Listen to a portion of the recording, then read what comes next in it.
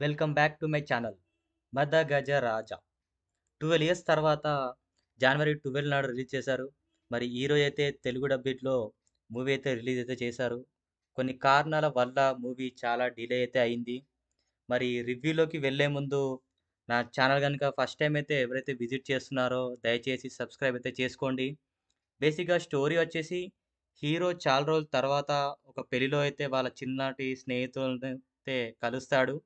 మరి వాళ్ళకైతే మామూలుగా అయితే ఉండవు ప్రాబ్లమ్స్ అయితే. మరి మెయిన్‌గా ప్రాబ్లమ్స్‌కి కారణమైన వినల్‌తో మన హీరో ఎలా అయితే ఫైట్ చేశాడు, మరి ఆ ప్రాబ్లమ్స్ సాల్వ్ చేశాడా లేదా అనేదే remaining story. Plus points: Vishal గారి యాక్టింగ్ చాలా బాగుంది.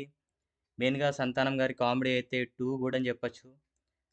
ఈ మూవీకైతే చాలా ప్లస్ పాయింట్ అయింది. ఎక్కడ కూడా బోర్ కొట్టదు. కొన్ని యాక్షన్ సీన్స్ కూడా చాలా బాగున్నాయి. మెయిన్‌గా విలన్ క్యారెక్టర్‌లో చేసిన సోను సూద్ గారి పెర్ఫార్మన్స్ చాలా బాగుంది. అలాగే minus points: 12 years back movie shoot చేయడం వల్ల మూవీలో కొన్ని సీన్స్ అయితే చాలా ఓల్డ్‌గా అనిపిస్తాయి. But at least 10 years back release చేసినా గూడా ఈ మూవీ వేరే లెవెల్‌లో ఉండేది.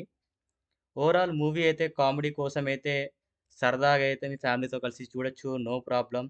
నేనైతే ఈ మూవీకి 3.1 రేటింగ్ అయితే ఇస్తాను. మరి మీకు ఈ మూవీ ఎలా అనిపించిందో నాకైతే కామెంట్ బాక్స్‌లో అయితే తెలియజేయండి.